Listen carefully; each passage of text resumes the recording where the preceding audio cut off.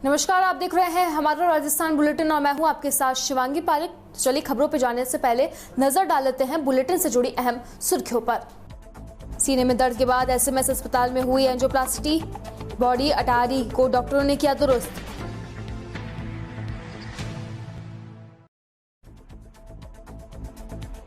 थाना इलाका सारथल परवन नदी में मिली लाश की हुई शिनाख्त, हत्या का मामला आया सामने।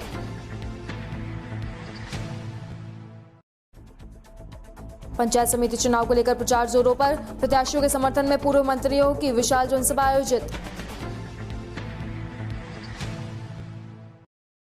और अब खबरें विस्तार से। मुख्यमंत्री अशोक गहलोत की एंजियोप्लास्टी सफलतापूर्वक एसएमएस अस्पताल में हो गई है। उनकी सेहत में अब सुधार है। मुख्यमंत्री के विशेष अधिकारी लोकेश शर्मा और प्रदेश के परिवहन मंत्री प्रताप सिंह खाचरियावास ने ट्वीट कर ऑपरेशन सफल रहने की जानकारी दी है। SMS medical college principal doctor Sudhir Bhandari ने मुख्यमंत्री का हेल्थ बुलेटिन जारी किया है। उन्होंने कहा कि सीएम की एंजियोप्लास्टी सफल रही है, अब उनकी जाँच नॉर्मल है। एंजियोप्लास्टी के बाद उन्हें 24 घंटे ऑब्जर्वेशन में रखा जाएगा। सीएम को 2 से 3 दिन तक अस्पताल में रहने की सलाह दी गई है। अब वे बेहतर महसूस कर रहे हैं। प्रधानमंत्री नरेंद्र मोदी ने मुख्यमंत्री अशोक गहलोत को जल्द स्वस्थ होने की कामना की है। मुख्यमंत्री गहलोत का गुरुवार रात को दिल्ली जाने का कार्यक्रम था। इसको लेकर चार्टर विमान भी स्टैंड बाय मोड पर रखा गया था।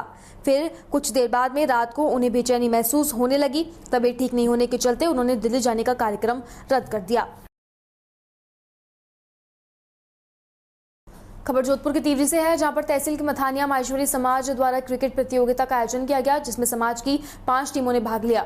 इस टूर्नामेंट का फाइनल मुकाबला 29 अगस्त को खेला जाएगा। क्रिकेट प्रतियोगिता में विजय रहने वाली टीम को आयोजक समिति द्वारा 7,100 रुपए नगद व ट्रॉफी दी जाएगी।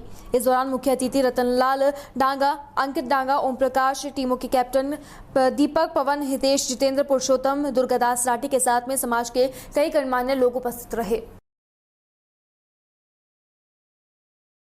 माहेश्वरी नवयुग मंडल मतानिया के तत्वाधान में आज माहेश्वरी प्रीमियम लीग का आयोजन मतानिया में रामपुरा भाटियान में बलराम स्टेडियम में आयोजित किया गया, जिसमें आज रतनलाल जी डागा, ओम प्रकाश जी बूब के सानिध्य में आज मैच का शुभारंभ किया गया। आज माहेश्वरी यूथ और माहेश्वरी नाइट राइडर के बीच पहला मैच खेला गया। फाइनल मैच 29 अगस्त को खेला जाएगा। फाइनल मैच के विजेता को ट्रॉफी के साथ सम्मान दिया जाएगा। और आज के इस मैच में युवाओं में बहुत जोश दिखा। युवाओं ने बढ़ चढ़कर आज के क्रिकेट में अपना योगदान दिया।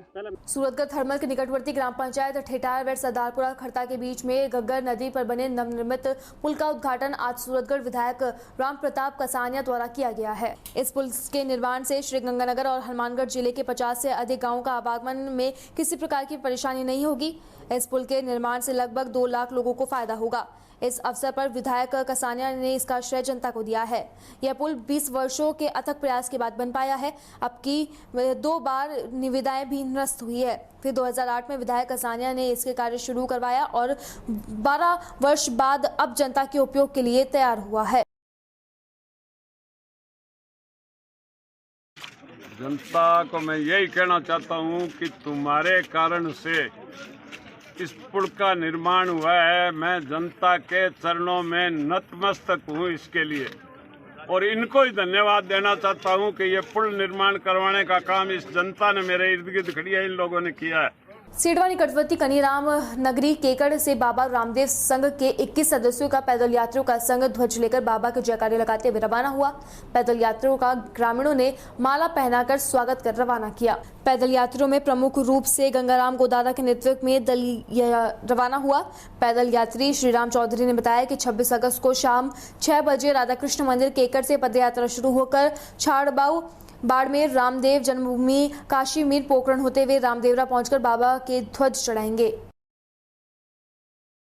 श्रीगंगानगर के घड़साना में उपखंड मुख्यालय के समक्ष क्षेत्र के सैकड़ों व्यापारियों ने व्यापार मंडल अध्यक्ष विनोद श्यामसुका के नेतृत्व के अंदर जोरदार प्रदर्शन किया। प्रदर्शन के दौरान तमाम व्यापारियों ने एसडीएम अभिलाषा पूनिया को ज्ञापन सौंपा। ज्ञापन में हडा रोड़ी की 4 दीवारी व कचरा संग्रहण के लिए उचित व्यवस्था की मांग की गई है।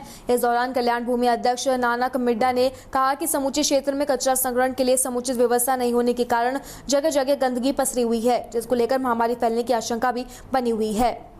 उन्होंने प्रशासन को चेतावनी देते हुए कहा कि अगर मांगे पूरी नहीं होती है तो हजारों की संख्या में व्यापारी एकजुट होकर आंदोलन करेंगे।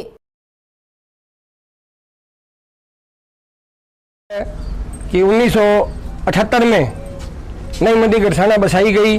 प्रशासन द्वारा हड्डा रोड़ी का एक भी बीघा अलॉट नहीं किया गया, तो आए दिन समस्या आती थी। 2012 में जब सरकार आपके द्वार बीकानेर पहुंची तो ग्राम पंचायत 84 द्वारा एक बीघा हड्डा रोड़ी के लिए अलॉटमेंट कराया गया। उसकी आज तक सरपंच द्वारा चारद्वारी नहीं की गई है। आए दिन गौशाला में और मंडी में दूर दराज में मृत पशु होते हैं तो उनकी गिरने की जगह नहीं है। तो हमारा ये निवेदन है कि सरपंच ग्राम पंचायत 84 को आदेश फरमावे कि उस हड्डा रोड़ी जो जगह अलॉटमेंट है ग्राम पंचायत के नाम इंतकाल चढ़ा हुआ है और उसकी चारद्वारी की जाए। दूसरा, कचरा संग्रह के लिए एक भी जगह नहीं है। वाल्मीकि समाज ने 10 दिन हो गए कचरा उठाने के लिए इनकार कर दिया है। उनके यही समस्या आती है कि जहाँ कचरा लेके जाते हैं तो वहाँ लड़ाई झगड़ा होने का डर है। तो चक 11 MD में राज्य रकबा पड़ा है, मंडी एडीएम की जगह है। तो हमने श्रीमान एसडीएम साहब से निवेदन किया है कि 10 बीघे जगह कचरा संग्रह के लिए ग्राम पंचायत 24 के नाम अलाट करावे, ताकि आने वाले समय में भविष्य में भी इस समस्या का निदान हो सके। आज हमने ये जो ज्ञापन दिया है, अगर एसडीएम साहब ने आश्वासन दिया है भी ये कार्य जल्दी करवाएंगे, उसके बावजूद नहीं होगा तो हमें ये धरना प्रदर्शन करना पड़ेगा, मंडी बंद करानी पड़ेगी। और ये जो गंदगी 10 दिन से नहीं उठ रही है, इससे बीमारियां फैलने की रहेगी। तो ये जरूरी एकदम समझते हुए जल्दी से जल्दी निवारण होगा तभी काम चलेगा। 3 GD में जो अभी कचरा लेके जाते हैं वापस ट्राली आ जाती है भरी हुई, खाली नहीं होने देते वहाँ। कचरा संग्रहण और हड्डा रोड़ी की मुख्य तौर पर 2 मांग है आपकी, तो आगे इसको लाइन पे पटरी पे लाने के लिए क्या प्रोसेस रहेगा आपका? बार बार हम संपर्क करेंगे, अगर नहीं होगा तो ये हम मंडी अनिश्चित काल के बंद करके हड़ताल करेंगे। ठीक है। सूरत थर्मल के निकटवर्ती ग्राम पंचायत भोजेवाला के पंचायत मुख्यालय पर आज कोविड-19 वैक्सीन टीकाकरण का आयोजन हुआ। इस दौरान गांव के लोगों को कोविड-19 की 18+ के लोगों को फर्स्ट डोज लगाई गई है। एएनएम सरोज कुमारी ने बताया कि सुबह 8 बजे से ऑफलाइन स्लॉट बुक कर टोकन वितरित किए गए। उन्होंने बताया कि पंचायत मुख्यालय पर टोकन के आधारित लगभग 250 डोज का वितरण किया जाना है। अब तक 18+ फर्स्ट डोज के 225 तो वहीं 25 लोगों को सेकेंड डोज का टीका लगाया जा चुका है और अभी भी जारी है। कोविड वैक्सीन से वंचित लोगों के लिए जल्द ही और शिविर का आयोजन किया जाएगा। मौके पर स्वास्थ्य विभाग से एएनएम शाखा सहयोगिनी विक्रम सिहाग, सनील कुमार, ग्राम विकास अधिकारी, सरपंच, एलडीसी व संबंधित बीएलओ उपस्थित रहे। आपको बता दें कि चिकित्सा प्रशासन द्वारा एहतियात के तौर पर लोगों को कोविड वैक्सीनेशन करवाया जा रहा है ताकि लोगों को भविष्य में तीसरी लहर के संक्रमण से बचा जा सके। बारा के चिपबरौड में सारथल पुलिस द्वारा जारी प्रेस नोट के अनुसार 25 अगस्त को थाना इलाके के अंदर परवन नदी के ब्रिज के पास में नदी में एक लाश पड़ी होने की सूचना सारथल पुलिस को मिलती है। उक्त सूचना पर थाना अधिकारी महावीर किराड़ मेजावता मौके पर जाकर घटना की तस्दीक की, जहां पर ब्रिज से 1 किलोमीटर के अंतराल में लंबवार गांव के पास में परवन नदी लाश में तैरती हुई नजर आई। तो वहीं पे नदी से बाहर निकालकर कब्जे में लेकर उक्त मामले की सूचना थाना अधिकारी सारथल द्वारा जिला पुलिस अधीक्षक विनीत बंसल, अतिरिक्त पुलिस अधीक्षक विजय कुमार स्वर्णकार तथा वित्त अधिकारी व्रत छाबड़ा उमेंद्र सिंह को दी गई। मामले पर संज्ञान लेते हुए उच्च अधिकारियों ने अज्ञात लाश की शिनाख्त के लिए राजस्थान और मध्य प्रदेश के सभी थाना अधिकारियों को लाश की शिनाख्त हेतु संदेश दिया गया, जिस पर 26 अगस्त अल सुबह थाना रामगंज उत्तर जिला जयपुर आयुक्तालय से सूचना प्राप्त हुई कि थाना रामगंज जिला जयपुर में प्रकरण संख्या 465/2021 धारा 365, 392, 120 मानस में गुमशुदा व्यक्ति खेमचंद महावर पुत्र प्रभुदयाल जाति महावर उम्र 40 वर्ष निवासी मकान संख्या 6/226 परशुरामपुरी थाना ब्रह्मपुरी जयपुर उत्तर का होना पाया गया है, जहां लाश की शिनाख्त के लिए आए परिजनों ने शिनाख्त करने पर गुमशुदा खेमचंद महावर निवासी जयपुर के रूप में की है। इस पर मौके पर मृतक के परिवार वालों की उपस्थिति में मेडिकल बोर्ड की संयुक्त टीम सारथल चिकित्सा प्रभारी डॉक्टर रोहित वर्मा में हरनावदा शाहजी चिकित्सा प्रभारी डॉक्टर तिपेश तिवारी द्वारा पोस्टमार्टम करवाया गया, जहां पे मेडिकल बोर्ड द्वारा प्राथमिकदर्शिता व्यक्ति का गला दबाकर मृत्यु करना बताया गया है। पोस्टमार्टम के बाद अंतिम संस्कार के लिए शव परिजनों को सौंप दिया गया।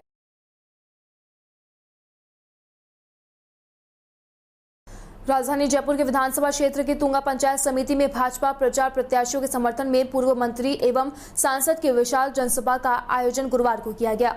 जनसभा के दौरान पूर्व मंत्री राजेंद्र राठौर ने वार्ड 28 से भाजपा प्रत्याशी सुनीता शर्मा व वार्ड 10 से जगमोहन सारस्वत के समर्थन में विशाल जनसभा आयोजित करके उनके पक्ष में मतदान करने की अपील की।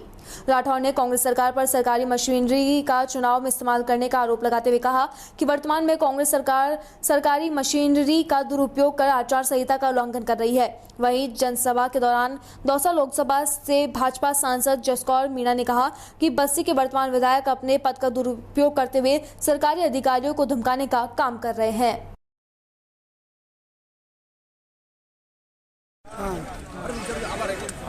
ये जो कर्मचारियों को विशेष जो चुनाव लड़ रही है उनको नोटिस दिया है जिसके बारे में तो अहंकार बस ये सब काम हो रहा है।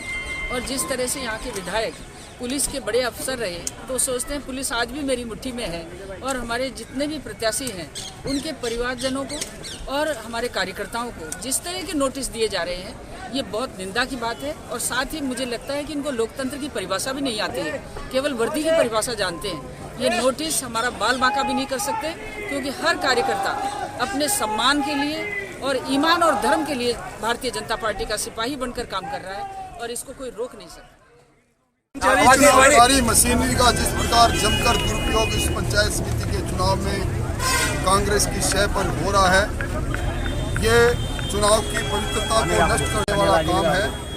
मैं समझता हूँ कि पुलिस के बल पर लोगों को नोटिस देकर और जो आतंक का वातावरण तैयार करने का मनसूबा कांग्रेस पार्टी अपने मन में बनाए बैठी है उसमें वो कामयाब नहीं होगी।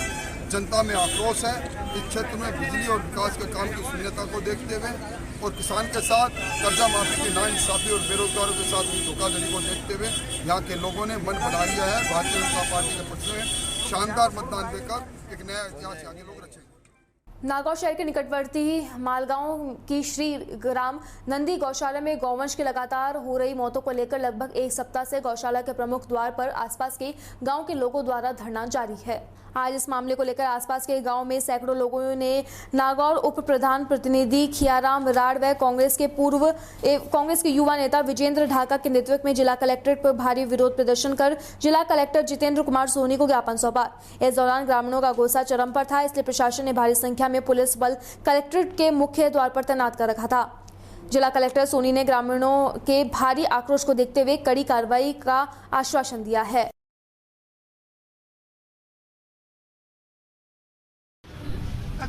परिस्थिति बनी मनीषा के कल श्री राम गौशाला के बावजूद अभी नंदी गौशाला को बड़े 25 बीघा जमीन अलॉट होगी।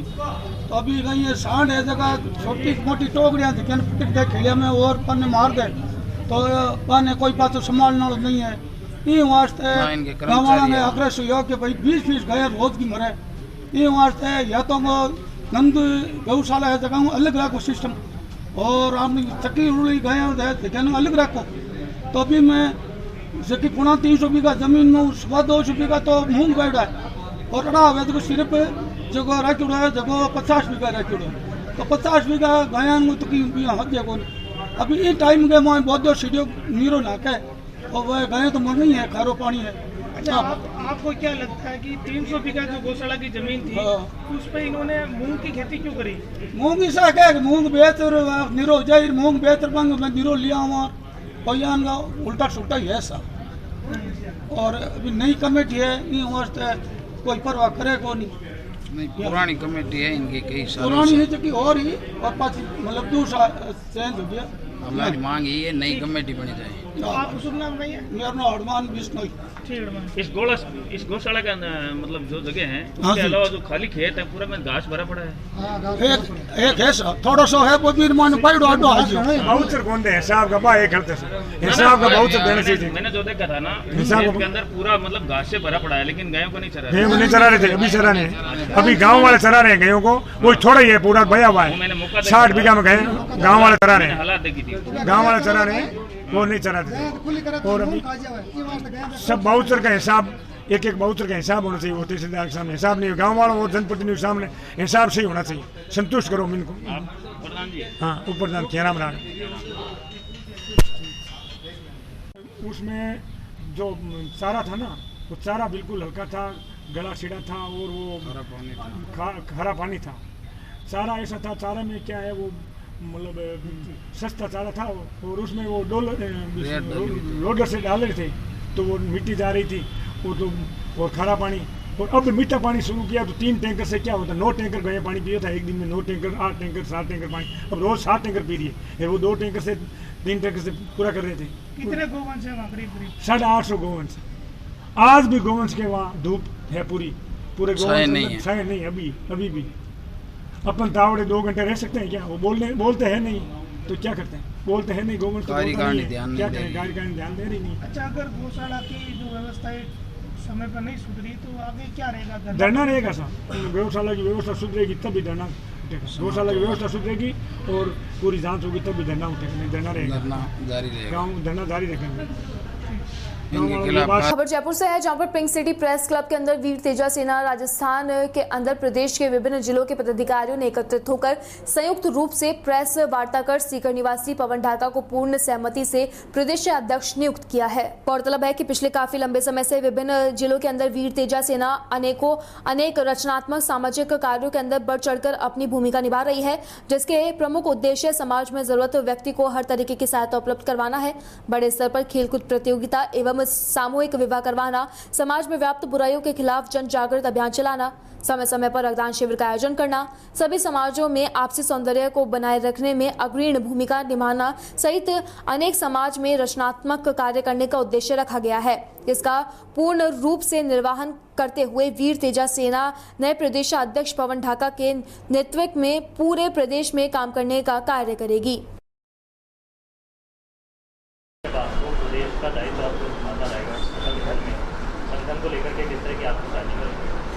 मैं सबसे पहले मेरे संरक्षक मंडल के जो साथी हैं उनका तहे दिल से धन्यवाद ज्ञापित करता हूं।